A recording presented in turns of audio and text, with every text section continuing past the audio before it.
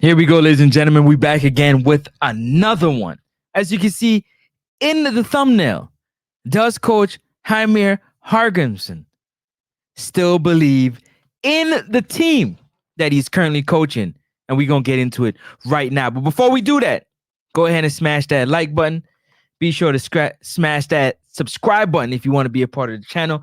And definitely leave your comments below, because I'll be looking forward to responding to you in the comment section based on what is happening here in this video right here, my people. I know you all have an opinion and a thought on what's going on in Reggae Boys Nation, so I'm looking forward to hearing from you. And if you haven't already, hit that bell icon. Be sure to hit that bell icon. Hit the bell icon so you can get notified of all the content we drop here on the channel. Listen, I'm not a fan of coaches, first of all, not taking the blame for the things that happen during the game and the result of the game. I'm not a fan of coaches. I don't care what sport you're in, what discipline that you're in. I'm not a fan of coaches throwing their players under the bus, blaming their players for defeats, blaming their players for the lack of playing style, blaming their players for whatever, as long as they are not taking the blame. I'm not a fan of that. And this is what I believe Coach Hallgimsson has been doing. I've been listening to him in his post-fight, in his post-match and pre-match press conference, and he's been giving the opponents a lot of credit.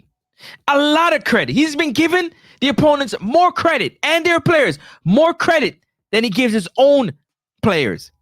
That's a big problem. A huge problem. Because in the post-match press conference for this game versus Ecuador, he was asked a few questions that I didn't like the way he answered the questions. First of all, he said that the players had off days. And when the players have off days, it's hard to get a result. Now, the last time I checked, it's the job of a coach to get his team and his players prepared to play at a high level, prepared to run through a wall for him. Usually that's through a pre-game speech. Usually that's through practice. That's through game planning. That's through the system that you're playing. They believe. I'm not sure Coach Hallgimsson himself believe in the Jamaican players and the system that he's playing. Why you say that? Here's the reason why I say that. You made a substitution. First of all, you started off the game. You started off the game on the back foot. You know this coach because you've coached together in Qatar, same office. You've had the same coaching. You know his style of play based off conversations you guys have had over lunch, dinner, breakfast, meetings. And yes, you come into this game and the coach out-coached you for the first 45 minutes. That means you came in with a horrible game plan and horrible tactics. The Ecuadorian players came in believing in the system in which the coach sent them out there to do. Whereas the Reggae Boys players seemed like they were drowning from the blow of the whistle. From the inset of the game, they seemed like they were drowning based off the tactics that you sent them out there with. Now you having to make an adjustment. Taking a defender, because you started with 6 defenders. Six defenders. 6. You had to take a defender from out of the defense and put him into the midfield because the Ecuadorian team clearly watched film and realized that the middle of the park for the Reggae Boys is wide open. The middle of the park, the midfield, is the engine, the heartbeat of any football team is the midfield. They compacted midfield and they dominated the midfield, and we couldn't get a sniff of the ball, a whiff. We couldn't even touch it. We couldn't even put 2 passes together because they were swarming us like wasp. Now, anybody in Reggae Boys Nation, any Jamaican know when you kick wasp nest, you better run fast. Better turn Usain Bolt. They was honest like wasp. And they got 2 goals from it. in the first half because we were drowning under the pressure and the lack of preparation going into the game from Coach Hallgimsson and his coaching staff. You sit up there in the press conference and decide to tell the people that the players had an off day. You sent out 6 defenders against a hot, young Ecuadorian team that's firing on all cylinders. It didn't seem like you were trying to score goals at all. You weren't prepared to go out there and dominate the middle of the field and try to score goals. It seems like you were okay with sitting back and playing defense the whole entire game. Then you said, Coach, in the 82nd minute and the 88th minute, you needed goals. And you brought out 2 players that you know can give you goals in the 82nd and the 88th minute because you need goals? Unacceptable. Unprepared. According to Copa America 2024, teams can make up to 5 regular, non-concussion related substitutions during 90 minutes. I repeat, coaches in Copa America 2024 are allowed to make up to 5 regular, non-concussion related substitutions.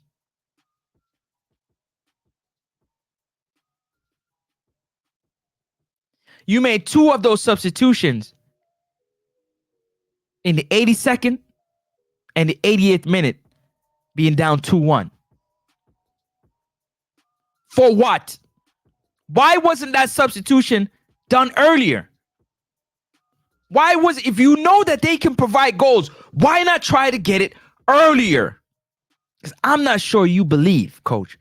Not sure you believe. I know you don't believe. According to you, the team was playing well. The team was playing well, but they weren't producing or creating chances to score goals and equalize with Ecuador. So how good were they playing? How much chances were they creating that you felt like keeping that said team on the field? These are the questions that you got to ask the coach, because I don't think Coach Hallgimsson believes at all. He brought in Kahim Dixon in the 82nd minute and Ronaldo Cephas in the 88th minute. To do what? What are they supposed to do?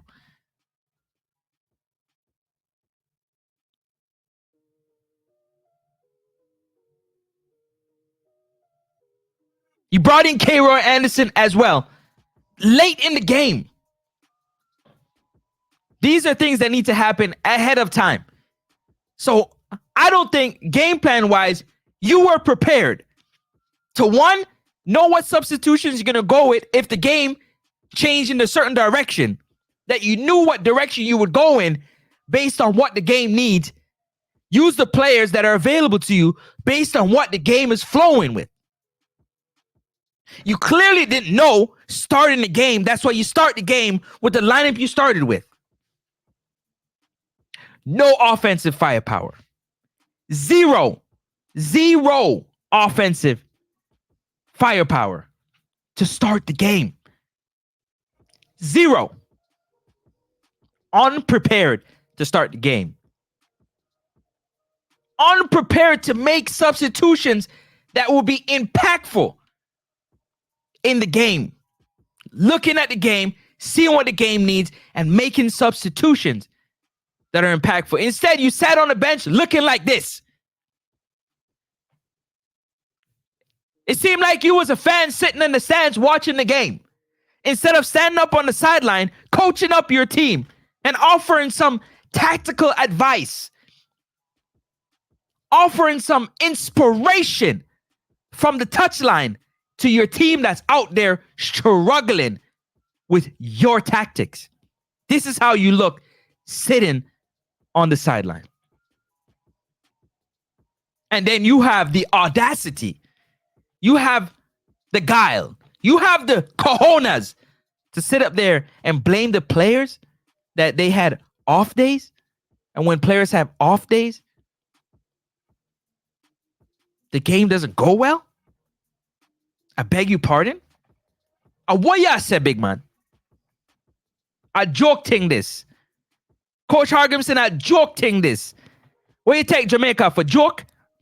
You take the reggae boys and for joke? You're the leader. Heavy is the head that wears the crown.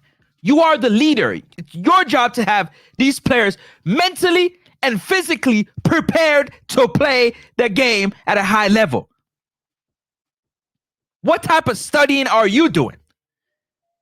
Because clearly you're not studying at all. Foolishness. This can't keep up and this can't go on no longer. You talked about defenses. Yes, you got a good defensive shape, but what happened to scoring goals? What happens to putting these players in the right position to score? You start two strikers that are slow, that on the ball don't got no ball skills, and you play them together. Their strengths are not 1v1. Their strengths are to get on the end of balls and score. Why you start them together 3 games? Is it that you have no control? Do you have no control of the locker room? You don't have control of who can play and who can sit? What? Are you under pressure in the locker room? Are these players having you under pressure? You got to make decisions above what you want to make. Because I can't understand why you sit up there and blame the players when they're not prepared by you. They're not prepared by you. It's your job. You get paid to prepare them to play. And they're unprepared to start the game and start the game properly. But you want to blame them for having off game. How can they have off games when the game plan is off? When your tactical changes are off, when your game management is off, your game preparation is off. You sit there like this, like you're lost and confused, like you are drowning sitting on the bench. The team was supposed to get a penalty and you didn't even get a yellow or a red card because you knew exactly that was a penalty. Check VAR, penalty. They didn't even give you an advice. You didn't even make them give you a reason as to why they made the decision. You don't even know why they made the decision. You let the team down. Gaffer, as the leader, you let the team down. You let the team down in preparation. You let the team down in game management. And you let the team down by throwing the players under the bus. You are the one that's supposed to take the blame for what's happening on the field because you're the leader. You're the one that get them prepared to play the game. Unacceptable, Coach Heimir Hallgimsson. Unacceptable. Somebody got to say, Francis from nexupsportstalk is telling you, unacceptable. It's your job to get them prepared.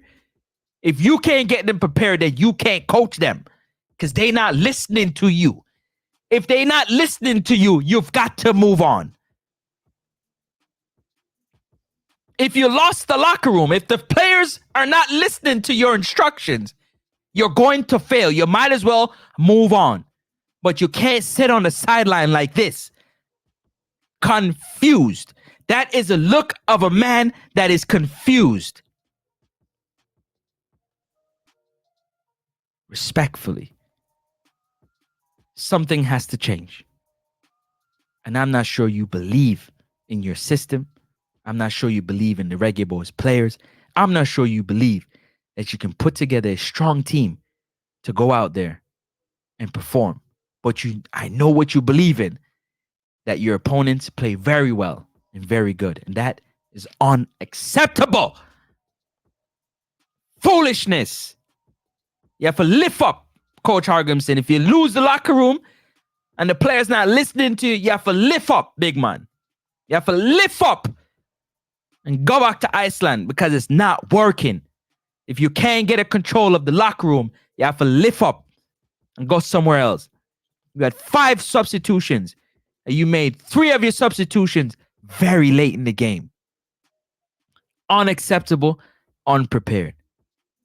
It's Francis from Nexus Sports Talk.